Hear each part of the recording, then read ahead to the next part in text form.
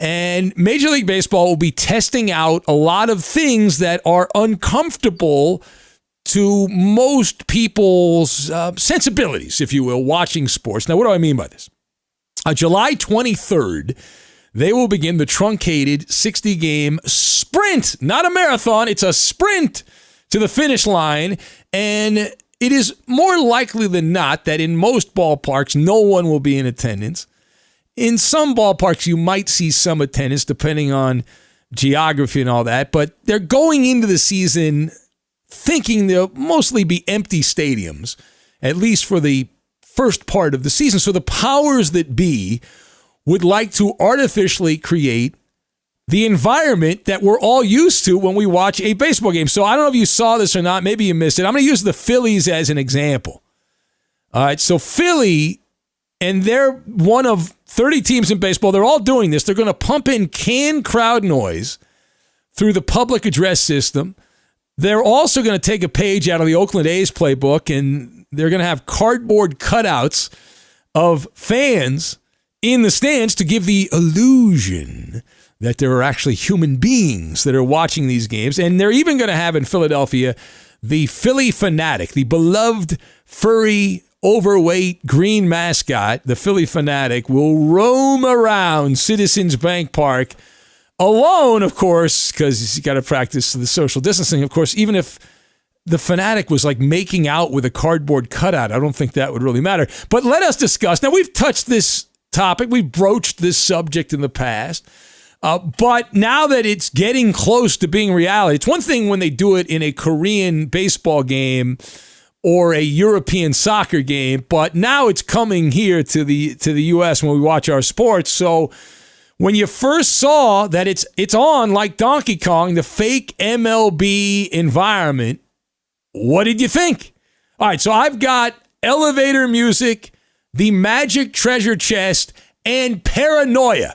And we will combine all these things together, and we will make a pot pie is what we're going to make. Not the kind that Coop likes, but the chicken pot pie. All right, now to lead off with, again, we had talked about this kind of thing over the last couple of months during the apocalypse, and since sports have been shut down, this is now, for the legacy sports leagues, it's been 126 days now since the last games were played. Everything shut down on March 12th. Last games were played on March 11th. So we've had a lot of time to digest and discuss the events of the world as it relates per sports in that time. But the octopus has put a lot of tentacles out regarding this particular topic. Now, you have to do something. So my initial thought, it has not changed. We talked about this a couple of months ago. You got to do something to make it seem normal, even though it's not normal. So I'm not against all bells and whistles. Now, with some moderation. Because really, it's not about the in-stadium or arena product. It's about the television product. And I don't know about you, but when I watch a baseball game or listen to a baseball game on the radio, I expect to hear a hum in the crowd in the background. And if I don't hear that, I do not associate that with an important event.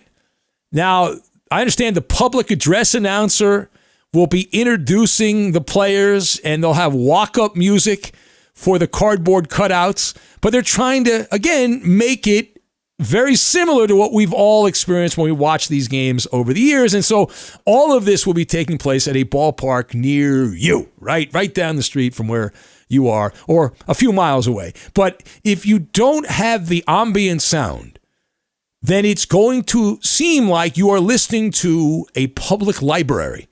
And I remember when they tried this in Baltimore, when they had the Orioles, because of some civil unrest in Baltimore, and the White Sox played a game.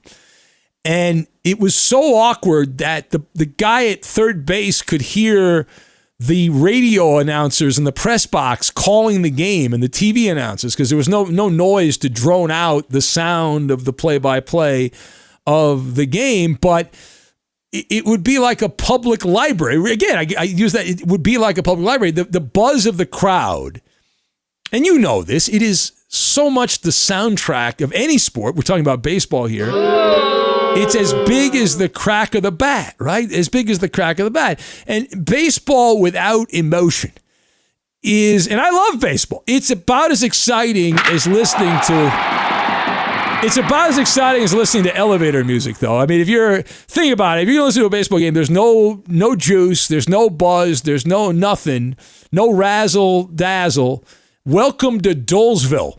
Welcome to Dolesville. You can enter, but you can never leave. And even though that's the actual reality, I understand that we're messing with reality, because the reality is there is no emotion. There is none of that. The stadiums and are all over baseball are going to be mostly uninhabited, at least at the beginning here. Now, meanwhile, I have some ideas here. They ought to make this as authentic as they can. If the crowd noise is one thing, but these cardboard cutouts, this is a gold mine, all right? They ought to place a couple of these things on robots, and imagine a game you're watching, like, I don't know, some like Cincinnati Reds game, and they're playing whoever, they're playing the Pirates. It's just a random game. And then, like, wait a minute, the game's being interrupted. There's a robot cardboard cutout that's come out of the third base stands and is running through the outfield. And then, of course, no. And then you get, like, cardboard cutouts of police and security guards also on, like, robots and, like, remote control things. And then they're chasing after the cardboard cutouts. I mean, you got to do it right. And why not mix in some mannequins with the cardboard cutouts? Because you gotta keep things fresh here, and you're gonna have the seventh inning stretch. No one's gonna stand up. It's very rude of the cardboard cutout not to stand up for the seventh inning stretch, right? And you gotta liven things up in the bleachers. You can have some cardboard cutouts like fighting with each other, throwing haymakers, and bam, just like that. How cool would that be? All right. Now, furthermore, Major League Baseball is using artistic freedom, and they're taking it to new levels. All right. Now, from what I have been told, every ballpark is going to be equipped with what is essentially a tablet, a specially designed tablet that's what the contraption looks like. And it is a magic treasure chest of sound effects. Now, in radio, we have some technology which is kind of old at this point. It's called a replay machine, and it's a giant. It's like bigger than a keyboard. It's like twice the size of a keyboard, but it's got buttons on it, and there's a number associated with each button. And it's a way that we use sound effects a lot. We have a computer screen that also has that set up now, but that's some of the stuff that we have here in radio. But this is a collaboration between Sony Interactive Entertainment and Major League Baseball. And it was actually tested over the last couple of days at Fenway Park. The Red Sox had some workouts and some inter-squad games, and they tested out the equipment. So whatever Fugazi sounds you need will be unleashed at the push of a button. You need oohs or ahs or boo or cheers, whatever you need. Now, I am told they only have 3 levels of sadness, of fan disappointment, which I guess would be boo, boo, or boo, right? But anyway, so that would be the 3 there. And good news, though, we are told that the positive cheering, that they have tons of those. They have a lot of positive cheers, different levels of excitement and all that. Artificially induced emotion at sporting events. Welcome to 2020. It's outstanding. The foundation of the crowd sound effects are coming from a game. If you're a gamer, this is right up your wheelhouse. They're in your wheelhouse. Sony's MLB The Show video game. That's right. That's where the sound effects, many of them are coming from. And so at the tap of a screen, just hit a button. Hit the button right over there. And you tap the screen, and you've got a button for double, homer, base hit, error, you name it, right? And everything's assigned a button. So, like, for example, we use the Red Sox because we started with the Red Sox. So, like, the Red Sox are playing Toronto, and Xander Bogaerts gets a double off the Green Monster. So then you hit the button that says Red Sox double, and then you have to, also for the road team, you'd have it as well. And can sound. Think about this. Whoever's running the can sound for your favorite baseball team has the most demanding and exhausting job of the 2020 baseball season. I'm not kidding. You talk about laser-like focus, having to be locked in, always on the lookout while standing on your tippy toes. And, you know, it's that old line about popcorn problems, right? Multiple things popping up all over. Like, what do you got to take a whiz? And, you know, somebody else step in? I guess they got to slide in. What if they don't know what they're doing? Inevitably, all right, Murphy's Law is going to kick in on this. Someone is going to F up. One of these guys is going to turn into full Mama Luke, and they're going to misjudge a fly ball. They're going to think it's a home run, and oops-a-daisy. They're going to hit the button, and the crowd goes wild, and the ball dies on the warning track and is caught by the right fielder, and that is going to be a ready-made social media blooper when you hear the crowd go crazy and it was a fly out, and you're like, whoa, wait a minute. All right, last thing here. So Major League Baseball's players, but mostly I've heard from managers. I haven't heard from too many players on this, but I have heard from managers. They seem to be the driving force in agreement on this. For example, Ron Renicky, who is the temp manager, I don't think he'll be there that long, but he is technically the manager of the Red Sox right now. He said he, quote, really liked the piped-in crowd noise. The consensus around the industry of baseball is that this is mandatory for competitive reasons. Now, I'm not kidding here. These guys in baseball are the princes of paranoia, is what they are, and they have convinced themselves that they have to have artificial crowd noise this season when there are no fans in the ballpark, because if it's eerily quiet at the stadium, it will hurt competition. So they think. The overly suspicious hardball heroes of 2020, this is what they're preoccupied with, this Michigas. This is what they're preoccupied with. Without the hum of the crowd, okay, without that, the batter conceivably, this is how paranoid these people are.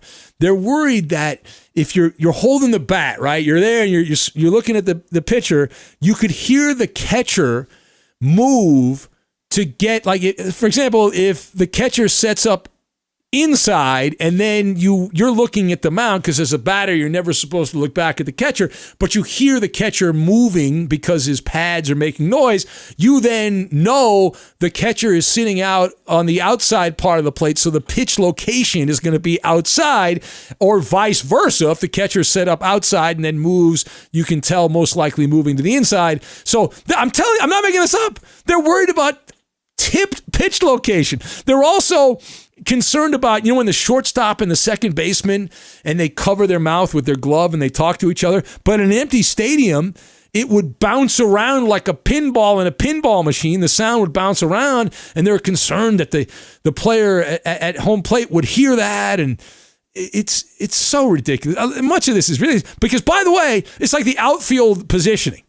If the guy in the dugout is yelling, hey, left fielder, move over, you got to move over a little bit there to the right, it's like you can see it. All you have to do is look at the outfield. You can see it. But these are the kind of conversations that are being had in Major League Baseball.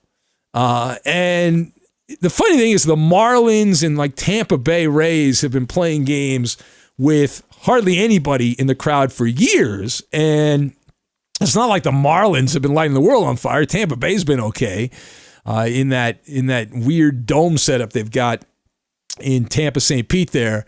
But that's the concern, right? That's even the conversations between the catcher and the pitcher on the mound would somehow be spied upon. Like everyone in baseball is paranoid. Now, I understand you have a reason in baseball to be paranoid. You had the cheating Astros, who certainly did a lot of stuff that people say, oh, they're not really doing that. They were doing. Now, I would like to say they should, in addition to having the cardboard cutouts and the piped-in crowd noise, how about you class up the joint a little bit and bring in a house band? Of course, I guess they'd have to socially distance and all that, and play some jazz music, something like that. Why not? NBA games, the Milwaukee Bucks, the Lakers had a live, I think they still do, they have a live band that would perform, which was kind of cool. Class it up a little bit.